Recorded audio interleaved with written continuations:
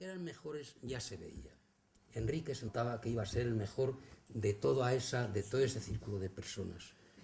Y con Colina, que no sé si recordaréis, sí, se ponían a veces juntos trabajando en los tamaños mayores. Y recuerdo perfectamente, yo pienso que debe andar quizá por Santander un bodegón en que había un relieve de griego encima de una mesa con una tela verde. Pues ya entonces íbamos a ver la pintura de Enrique con admiración, porque el gran pintor es que es gran pintor desde que empieza a pintar. Y que que Enrique es un gran pintor es lo primero que hay que decir. En ese momento de la escuela, en los 5 años, en todos esos desnudos que pintó, primero los bodegones, después los desnudos pintados y dibujados, en que era enormemente crudo. Era una crudeza que a mí me llamaba la atención porque no se estilaba la crudeza. No se estilaba, se estilaba la plástica, el chorreón un poco, es decir, había como una especie de maquillaje pictórico que hacía que la persona, sea el fraile, sea el desnudo de mujer o sea el bodegón, no se te echara encima, las cosas de él se te echaran encima. Yo recuerdo que dibujaba desnudos en papel, en las clases de labrada, y es que rompía el papel con el carboncillo. Lo rompía, lo desgarraba.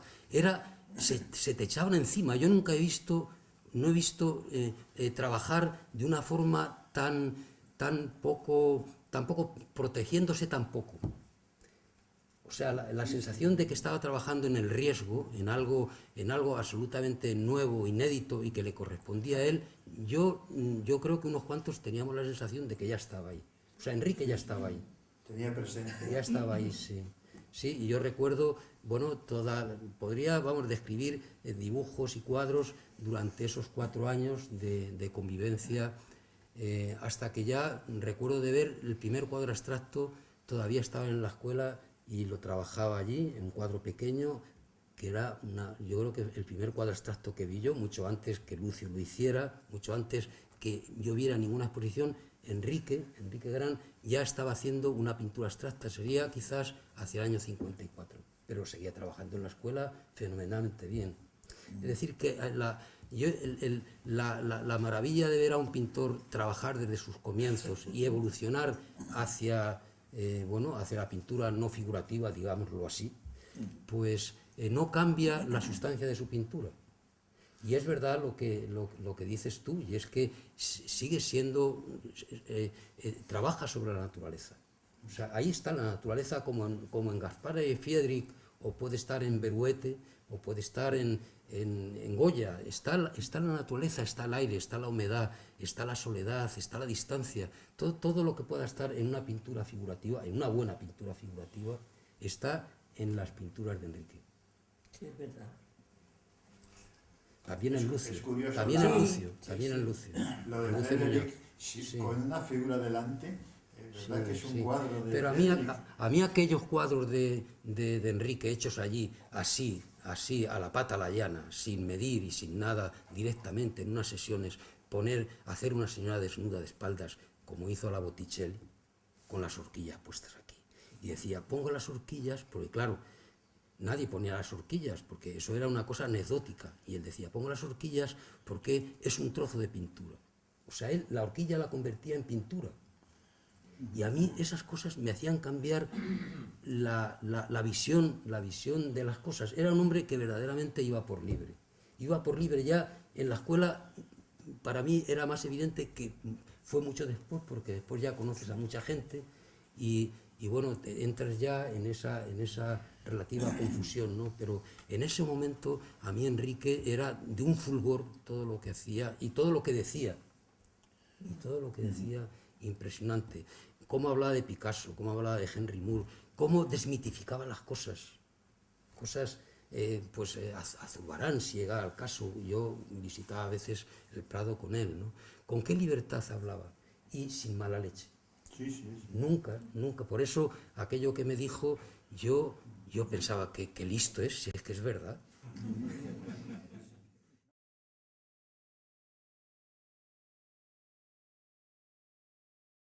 Pero Enrique es de verdad, en esa etapa primera, que ahí puede fallar hasta Goya, es decir, que en el comienzo no sabe lo que va a pasar y puede haber muchos errores, gente que parece que es muy buena y luego no lo es tanto. Enrique era verdaderamente deslumbrante. Y los cuadros que haya, que ahora quedarán cosas, porque él no cometió la tontería de pintar encima de los cuadros. Yo creo que a lo mejor se han traspapelado por desidia o porque no le prestábamos atención, ¿no? Pero algunas de las cosas yo creo que sí, pero que habrá cosas y estarán y de verdad que si las viéramos ahora nos causarían una impresión enorme en un pintor que bueno, nosotros sabíamos muy poco, no habíamos viajado en la España de entonces. ¿Cómo te llegaba el conocimiento de las cosas, ¿no? O sea, era como algo que emanaba de ti, en el caso de él, emanaba de él, y que es que era certero como una saeta. En aquel momento, la diferencia entre todos los que estábamos en la escuela, que pues entre despistados e ignorantes, una persona que tenga esa visión de lo que debe de ser su trabajo tan sumamente, tan claro, tan nítido, a mí me llamaba muchísimo la atención, porque ni siquiera Lucio, que lo hacía muy bien y era otro de los que deslumbraban, para mí me producía esa sensación de algo limpio, de algo que no estaba contaminado por los malos usos que tanto abundan en estos sitios. Esa cosa tan sumamente arrasadora de Van Gogh, en correcto, porque dibujaba, aquella señora desnuda es como si la estuviera viendo, cómo la dibujó, cómo empezó a pintar, y se la hizo en 3 días. Y después la hizo con unos tonos muy transparentes, estaba exactamente a su espalda. Estaba a su espalda, la espalda estaba desnuda, estaba sentada, y el cuadro tenía casi el tamaño natural, porque pintaba casi siempre en grande. Sí, con la cabeza ligeramente ladeada, con sus horquillas aquí. Y entonces empezó a transformar el cuadro, después de hacer un cuadro verdaderamente precioso, empezó a llevarlo a una entonación muy cargada de tintas, muy dura. Y Soria Edo, que era su profesor, le dijo: hombre, con lo maravilloso que era el cuadro que estabas haciendo. Y entonces él me decía: ¿por qué no me lo dijo cuando lo estaba haciendo? Y así no lo habría cambiado.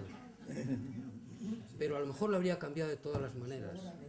Yo de todas las maneras, esa pintura, que es su pintura, la pintura que se expone, yo la valoro enormemente, pero yo tengo siempre muy presente sus comienzos.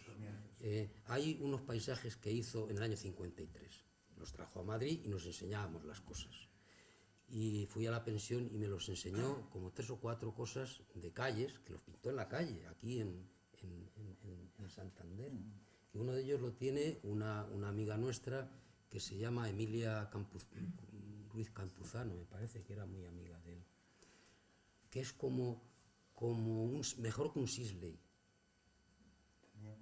Bueno, una cosa, con unas figuras andando en la calle, porque tenía una viveza, pero no tenía ninguna infantilismo, era de una madurez tan joven. ¿Cómo podía atrapar? ¿Cómo conseguía saber tanto? Yo no lo sé. ¿Y cómo pintaba de bien?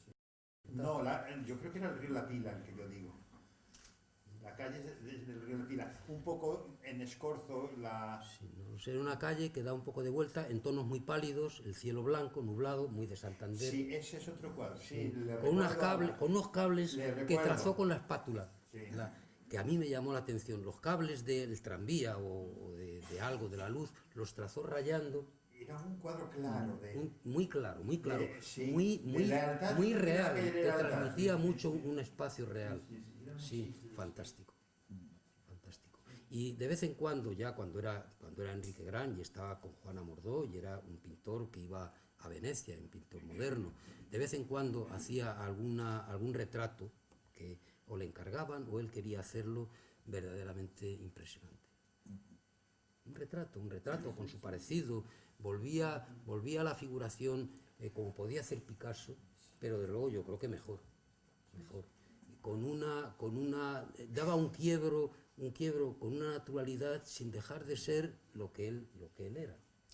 Es decir, que abarcaba se puede decir que todo.